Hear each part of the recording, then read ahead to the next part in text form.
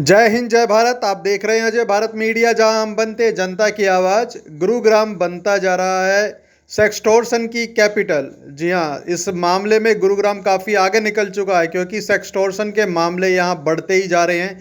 Police के द्वारा पिछले 2 साल में इस तरह के सिर्फ 13 मामले ही पकड़ में आए हैं, और ऐसा माना जा रहा है कि ऐसे न जाने कितने सारे मामले हैं जो कि पुलिस तक नहीं पहुंच पाते हैं। बीच में ही लेन देन के द्वारा उनको निपटा दिया जाता है, क्योंकि ऐसे मामलों में ना तो पीड़ित सामने आने की कोशिश करता है कभी भी, और ना ही वो पुलिस में जाने की कोशिश करता है, जिस कारण से पुलिस उसके खिलाफ कोई भी कार्रवाई नहीं की कर सकती है।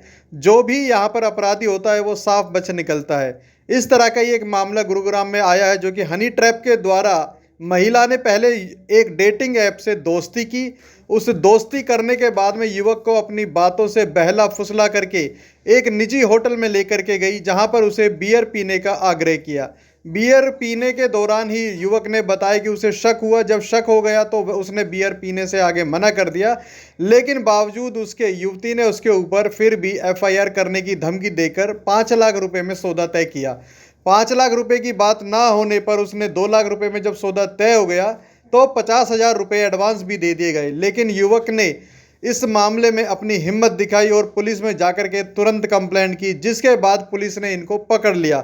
यह खबर आप देख सकते हैं। इस तरह की खबर को शेयर जरूर करें बाकी लोगों को सचेत करने के लिए। धन्यवाद। जय हिंद जय भारत। पिछले 30 तारीख के 30 मई को एक महिला ने पुलिस स्टेशन डीएलएफ फेज 3 में आकर के शिकायत दी थी। पहले उन्होंने वर्बली बताया कि उनके साथ किसी व्यक्ति ने बहला फुसलाकर और गलत काम किया। जब उन्हें शिकायत देने के लिए कहा गया तो उन्होंने शिकायत देने के लिए मना किया, और लीगल एडवाइज़र को हम लोगों ने इसमें बुलाया। लीगल एडवाइज़र के सामने उन्होंने लिख के दिया कि वो आज शिकायत नहीं देना चाहती और इस विषय में वो बाद में आके शिकायत देंगी। आज उन्हें कोई बहुत ज़रूरी काम है जिसकी वजह से उनको जाना पड़ेगा। जिसके बाद जब वो थाने में नहीं आई तो उनसे दोबारा संपर्क किया गया और उनको पुलिस स्टेशन में बुलाया गया। इसी दौरान एक व्यक्ति जिसके खिलाफ शिकायत दी गई थी, उसने पुलिस स्टेशन में आकर के शिकायत दी कि जब से ये महिला पुलिस स्टेशन में आकर के मेरे विरुद्ध शिकायत दे करके गई है, उसी दिन से मेरे साथ इन लोगों ने पैसे की डिमांड शुरू कर दी है, और ये लोग मुझे जानबूझकर फंसाना चाहते हैं और मुझसे पैसे की डिमांड कर रहे हैं। और ये गिरोह है जो इस तरीके से लोगों को फंसाकर पैसे की डिमांड करता है। इनके विरुद्ध और भी कई जगह पर इस तरीके के मामले चल रहे हैं। इस बात को हम लोगों ने बहुत सीरियसली लिया, सेंसिटिविटी हमने दिखाई, और हमने और जगह पता किया तो हमें पता लगा कि फरूखनगर थाना क्षेत्र में भी इस तरीके की 2 शिकायतें इसी लड़की ने दी हुई हैं, और जिस पर कि मुकदमा दर्ज हो चुका है।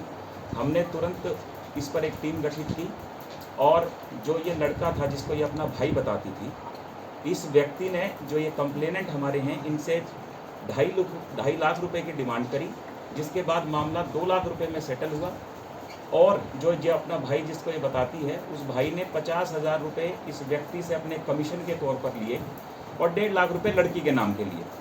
50,000 रुपये कंप्लेनेंट के पास थे, जिसने उसे 50,000 रुपये दिए, और 1.5 लाख रुपये उसके बाद कुछ देर के बाद देने के बारे में तय हुआ। जगह तय हो गई।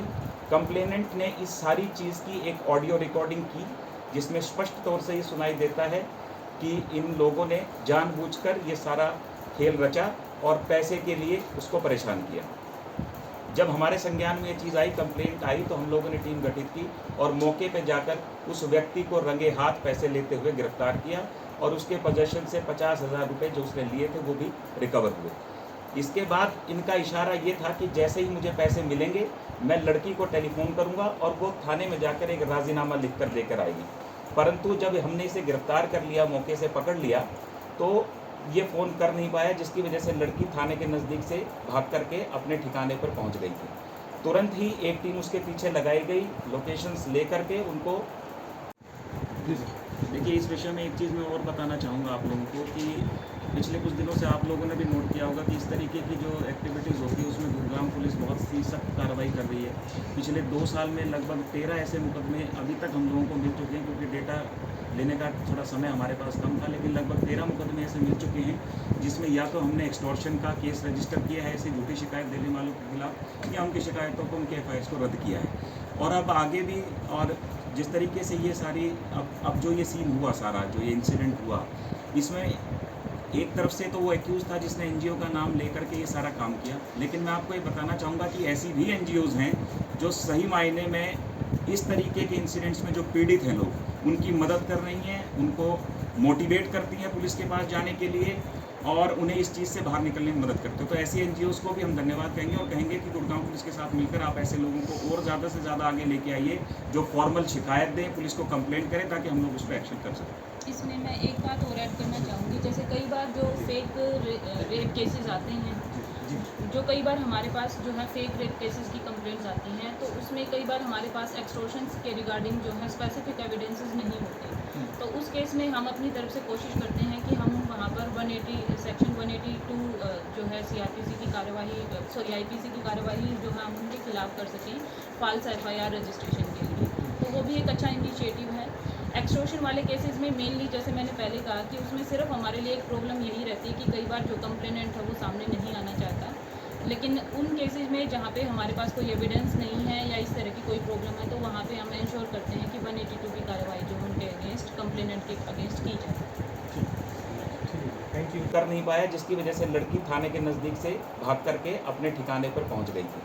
तुरंत ही एक टीम उसके पीछे लगाई गई, लोकेशंस लेकर के उनको, लड़की को भी थोड़ी ही देर के बाद वहां से गिरफ्तार किया गया। जब इनसे पूछताछ की गई तो पूछताछ में इन्होंने अपनी सारी मॉडस ऑपरेंडी बताई कि किस तरीके से ये लोगों को बम्बल ऐप, जो चैटिंग ऐप है, उसके थ्रू बम्बल ऐप पर ये बात करते हैं और बात करके जो लोग हैं उनको ये अपनी बातों में फंसाते हैं। फंसाने के बाद उनको किस तरीके से पार्टी करने के बहाने किसी होटल में, रेस्टोरेंट में लेकर जाते हैं, होटल के कमरे में शराब पिलाते हैं और शराब पीने के बाद उसके विरुद्ध शिकायत देकर उससे पैसा ऐंठने की कोशिश करते हैं। तो हमने इस पे दोनों को इनको गिरफ्तार कर लिया है और जो भी एविडेंसेस इनके पास से मिल सकते थे हमने लिए हैं और हमारी इन्वेस्टिगेशन अभी चल रही है। क्या कुछ कितने नाम है, केसेस क्या आरोपी, क्या कुछ कहाँ के रहने वाले हैं? देखिए, जो महिला है जिसके विरुद्ध ये मुकदमा दर्ज किया गया है, ये महिला मूलतः बिहार की रहने वाली है और यहाँ पर एक एमएनसी में एडवाइज़र के पद पर काम करती है और पिछले लगभग अभी तक की जो पूछताछ पर आया है कि पिछले लगभग 1 साल से ये गुरुग्राम में है और हमें इसके विरुद्ध इसके अलावा भी कुछ मुकदमों के बारे में पता लगा है। जो व्यक्ति है ये अपने आप को एक एनजीओ, ये कहता है कि मैं एक एनजीओ चलाता हूँ और मूलतः रोहतक डिस्ट्रिक्ट, रोहतक जिला रोहतक और हरियाणा का ये निवासी अपने आप को बताता है। इसके पास से इसकी आईडीज़ भी मिली हैं और association of health and social justice के नाम से किसी एनजीओ को ये चलाता है, जो इसने बताया, जिसकी हमने अभी तक पुष्टि नहीं की है, जिसके बारे में हम लोग अभी जानकारी प्राप्त कर रहे हैं। नाम क्या है सर दोनों के इनके? जो ये लड़का जो हमने गिरफ्तार किया है, जो इसमें पैसे लेता, इसकी पहचान महेश नाम है और लड़की का नाम बनीता। महेश फोगाट के नाम इसके आईडी जो मिली है और इसने अपना नाम अपना महेश फोगाट बताया। और लड़की का सर? विनीता।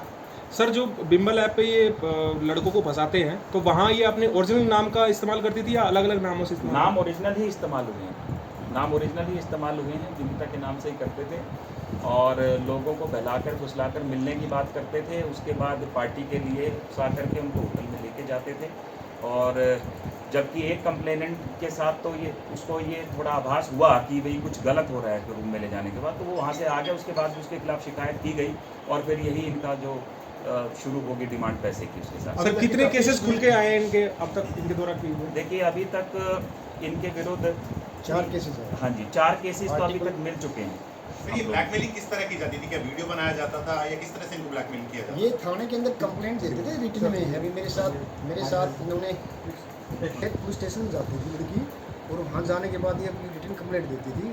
कंप्लेंट देने के बाद नहीं आना चाहता, लेकिन उन केसेस में जहाँ पे हमारे पास कोई एविडेंस नहीं है या इस तरह की कोई प्रॉब्लम है, तो वहाँ पे हम इंश्योर करते हैं कि 182 की कार्रवाई जो उनके अगेंस्ट कंप्लेनेंट के अगेंस्ट की जाए। Thank you.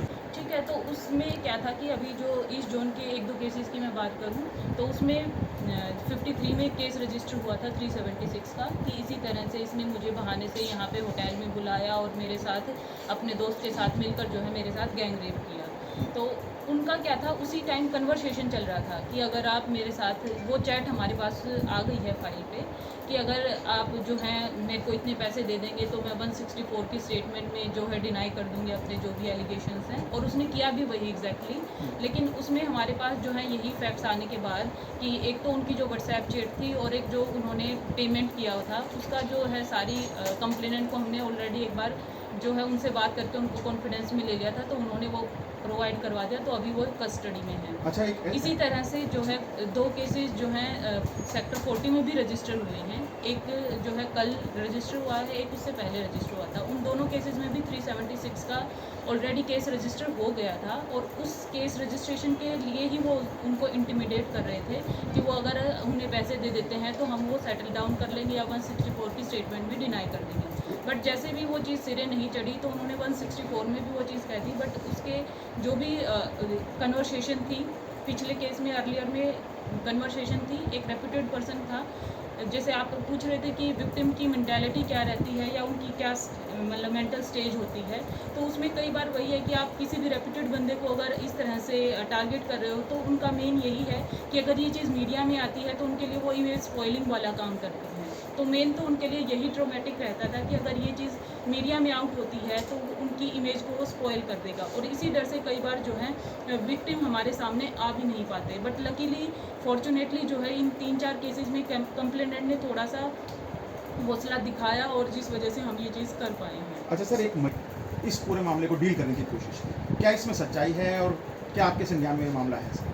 हाँ, नहीं डील किया है उसने, और इसी मैटर में हम वो उस एंगल से इन्वेस्टिगेशन स्टार्ट कर रहे हैं। हमारी उसमें अगर कोई इस तरह की बात आती है तो भी हम इसमें सर, फर्रुखनगर में 2 शिकायतें हैं बताए गए। उस शिकायत के आधार पर ही जो महिला पुलिसकर्मी है उसकी संलिप्तता इसमें दिख रही है, और कुछ रिकॉर्डिंग्स भी विक्टिम्स के पास हैं अब महिला ऐसा है, पुलिसकर्मी की। देखो उस पूरा मैटर हमारा इन्वेस्टिगेशन के अंदर ही है। इसमें जैसे जैसे हमारी इन्वेस्टिगेशन होगी उसमें जिसका भी जो रोल आएगा हम उसको कवर करेंगे, उसको हम चलेंगे उसके खिलाफ। महिला पुलिसकर्मी है कौन, कहाँ पे तैनात थी और अब इस वक्त कहाँ पे तैनात अभी है? तो देखो उसने डील किया मैटर ऑफ इन्वेस्टिगेशन है, अभी हम इसमें आपको ये बता सकते सर, कितने पैसे ऐड चुकी है सर अभी तक? हैं। ये एक लड़के से 90,000 ले चुकी है, एक से 2.5 लाख ले चुकी है। और जो हमारा डील वाला है इसमें हमारे से जैसे कि 2.5 बात की थी,